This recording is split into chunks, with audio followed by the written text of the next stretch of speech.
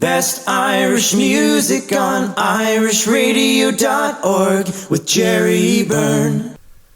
Since the onset of lockdown, I've been speaking to many influential singers, musicians, artists, authors, people involved in the community. Now, my next guest is a gentleman who hails from Bancha, County Tipperary, and has just published his first book. It's about Tipperary. It's called Tipperary, People of Great Note, and I'm delighted to have the author, Martin Quinn. Martin, lovely to have you along.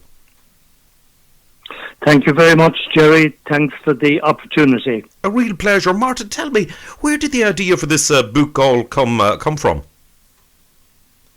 Well, it started for me during lockdown last year, Jerry, when lockdown first hit us all, hit everyone, I suppose, and we had more time on our hands. I would be a regular person to go out and take a little walk around the area. While I'm a native of Bancha, I'm living in Tipperary town, and I would always, particularly the weather was very nice during that first period of lockdown early in 2020, and I would take a walk around the area, and I would be just taking note of all the different things and the little memories as I was walking along. And I always thought about different people from the Tipperary area who had made a contribution nationally and internationally. And I felt that maybe there was an opportunity there to recognize these people and to put it into some form of a project was what I thought about at the time. And I'm thinking back to early last year, and that particular time that I was thinking about, really I was focused on maybe a lot of the people who had contributed to the Republican campaign at the time, in the 1916 onwards, and particularly those who had campaigned during the War of Independence. And I was thinking of the people from the Tipperary area because, as you know, Salahead Beg, which is just a couple of miles out the road from me, was the scene of an ambush there which most people believe sparked the War of Independence. And Dan Breen from Donoghue, which is again very close, would have been one of the key figures in that. So I really thought about those kind of people initially, and I thought it would be good to document them and their contribution, and then it grew from there. And I kept thinking of other people, and it developed then into something much bigger. Right, it certainly has. I mean, it's got a huge amount of. It's remarkable, actually. 86 influential historical figures of note from Tipperary town and the district are included in it. That's right. It's ended up with 86. I ended up with 86. I started thinking that I would have maybe 12 to 20 maybe people. And naively, I kind of thought maybe I would have 12 to 20. But as I kept looking at the general area surrounding Tipperary town, the outlying parishes, the likes of, I mentioned there, Salahead and Donoghue and Capawhite and Emly and Bancha and all of those kind of parishes around Tipperary, I realised that there was a wealth of people there as well. And that it wasn't just in the immediate kind of Tipperary town area, and that there was a wealth of people and a wealth of talent, a lot of pioneers and people who had gone on and left their mark, I suppose, on the international stage.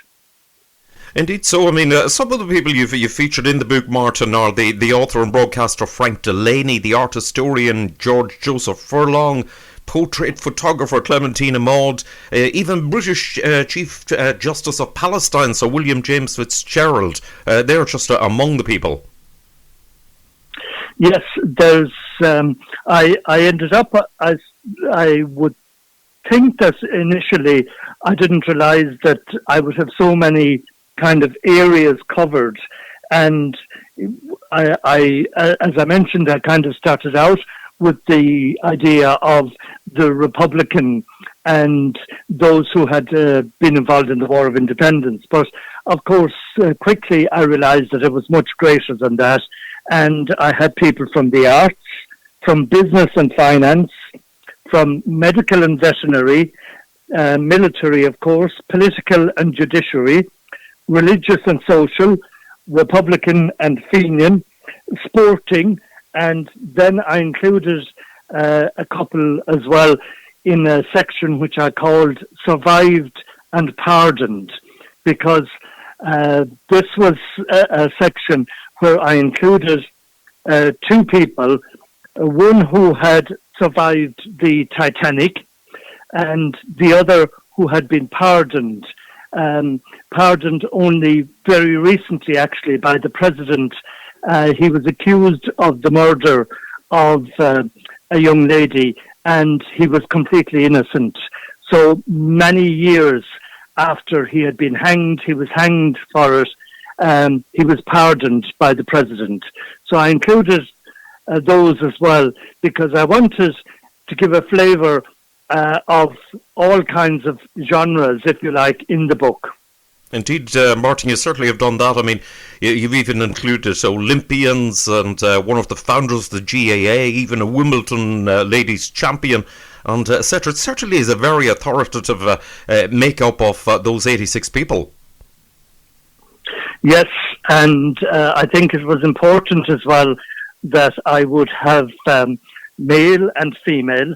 Now, because of the era that we're talking about now, I have gone back, I suppose, as far as the 1100s and right through to the modern day.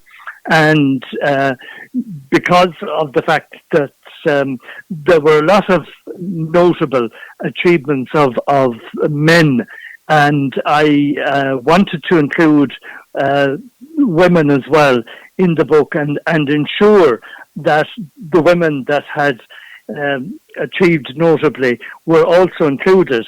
And thankfully, I was able to include, I think, everybody in different categories that many people wouldn't have realised, I suppose. You mentioned there about a Wimbledon champion, and that's correct. You know, there's a lady in the book, she's Lena Rice, Helena Bertha Grace Rice is her full title, but she was known as Lena Rice. She was born just outside of New Inn in County Tipperary in 1866, and she's the only Irish lady to have won the Wimbledon singles tournament, and that's quite remarkable, you know, in itself. But there are other ladies as well in the book. I mean, there's a George Medal recipient, a nurse from Capel White in County Tipperary, who won a George Medal for gallantry in saving the lives of 17 patients during the war. And she was nursing in Grove Park Hospital in London. And that's Mary, known as Molly Fleming from Capel White. And then we had another lady who I think is well worth mentioning as well, because she was the first woman veterinary surgeon in Britain and Ireland. Her name is Aileen Isabel Cust. She was born in 1868 in Cordangan, which is just a couple of miles out, not even a couple of miles, I'd say a mile out of Tipperary town. And she, as you can imagine, Jerry, at that particular time when she was born and when she qualified as veterinary surgeon, she wasn't recognised because, of course, the Royal College of Veterinary Surgeons at that time maintained in their regulations that the word student implied male. So it was 1922 before she was actually recognised, and before she received her diploma, becoming the first female veterinary surgeon in Britain and Ireland. So that's kind of a flavour, Jerry, of some of the outstanding pioneers, and there are some outstanding pioneers in the book. And I think you mentioned as well the lady Clementina Maude. She was a portrait photographer of the Victorian era, and while she was born in Glasgow, she came to live in Dundrum, just outside Tipperary. She married Lord Cornelis Maude, and they came to live in the family estate in Dundrum in Tipperary, which many people that have visited Dundrum will know, because it is Dundrum House. It is where Dundrum House Hotel is now. And she lived there with her husband, and she became the first portrait photographer of the Victorian era. You know, the first lady to experiment with photography, taking landscape photographs using a stereoscopic camera. So that'll give you an idea of the kind of people that are in the book. Wow, that is absolutely fascinating. Now, Martin, tell me, it's fascinating for anybody even, who's not even connected with Tipperary, but has any interest in any of these people that you mention. You're quite correct. There is so much history, if you like, in relation to the people in the book, that I'm sure that people don't have to be from Tipperary to be interested in it. And I also have included, actually, which is very interesting, and I'll tell you this quickly now before I go on and give you details of the book. But there's one person in the book, and he's Major John Carlin Marks is his name. And he was born in Westminster, and he came to live in Tipperary because at the time of the war he was stationed in the military barracks in Tipperary town, and he came to live there. And like many of the military at that time, they courted, as we say, they courted young ladies, and Major Marks fell in love with a young lady from Tipperary town, Philomena Ryan, and they got married. And he went off to, they got married in Tipperary. They had a big wedding, and the Lancashire Fusiliers, who he was with at the time, they came and they marched, they played the wedding march and everything at the church in Tipperary town. And a few years later, a couple of years later, he was called to action in the front and at the First World War at the Battle of the Somme. And he died at the Battle of the Somme. But the interesting part of the story, it's all interesting, but this particular aspect is very interesting, that his wife and he had a couple of children, and they were very young, as you can imagine, at the time. And his wife had given him a prayer book because they were very devout Catholics, and his wife had given him a prayer book, and she had written a little inscription to her husband on it, on the prayer book.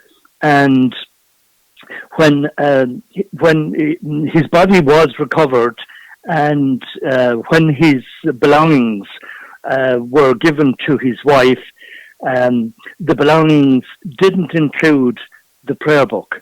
It was missing. And it was a small kind of pocket prayer book, so it was one that he carried with him in his pocket. And she was really devastated that the prayer book was missing, along with a watch of his, I think. And anyway, to go on with the story, she obviously, the prayer book was never recovered, but the remarkable part of the story is that 80 years later, approximately 80 years later, after Major Marks died. The prayer book was miraculously recovered by a farmer, a French farmer, who was ploughing his fields. And he recovered the prayer book, and it was in remarkable condition, and none of the pages missing out of it or anything like that. And he found this prayer book. He returned it to the War Office in London, and they returned it to the Marks family. And so the remarkable little prayer book, I heard about this, and I went searching, and I contacted members of Major Marks' family, and they were able to give me access, exclusive access actually, to the prayer book and to images for it, which I put into the book, which includes the inscription from Philomena, his wife Philomena, saying, that the little gift to help him on his way. And that's a remarkable part of the story. Indeed it is. Indeed it certainly is. Martin, just to remind us, where can the book be obtained? Yes, the book can be obtained for anybody, that has access online, and particularly there are a couple of different bookshops that have an online facility in Ireland. But particularly, I suppose, the best one to go to is the publishers. The book has been published by Orpen Press. That's ORPEN, Orpen Press. And the book has been published by them. So if people go on to their website, and it's www.orpenpress.com. So Orpen Press is all the one word. If people go on to that and look for Tipperary People of Great Note, they'll be able to order it directly from Orpen Press. That's excellent. Absolutely excellent stuff. It sounds a fascinating book, Martin, and listen, well done on it. And listen, here's hoping, as I'm absolutely sure it will be a great success. Martin, thank you indeed for talking to me. Thank you very much, Jerry.